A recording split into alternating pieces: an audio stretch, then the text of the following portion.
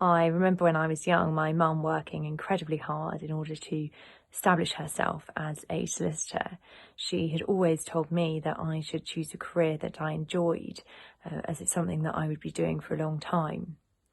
Very few of the women in her year at school had decided to pursue a career in a profession, as they'd been advised that as women they shouldn't look past becoming a teacher or a nurse.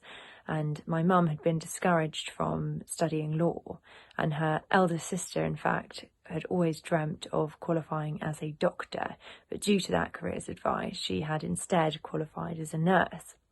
She was never fully satisfied and had always regretted that decision, and I knew that that wasn't something that I wanted for myself. I first thought of a career at the bar when I attended an open day with my parents at Maidstone Crown Court, and I observed a murder trial where the witnesses gave evidence swearing on the Book of the Owl and the Pussycat, and of course I knew that that wasn't a real life trial, but it fascinated me, and I knew at that stage that that's the career that I wanted to do.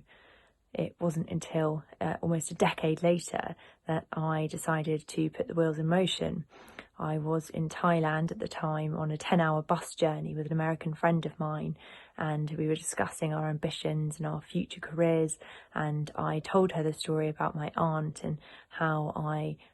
didn't want for myself to regret in the future not having pursued the career that I'd wanted to. And as a result of that conversation, I decided to apply for the GDL,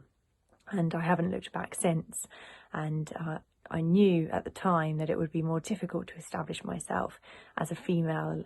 at the bar, as it's a male-dominated profession, but I'm so glad that I have decided to take that leap, and so far I am really enjoying my career, although of course I am right at the beginning of my career. I'm very excited to see what comes in the future.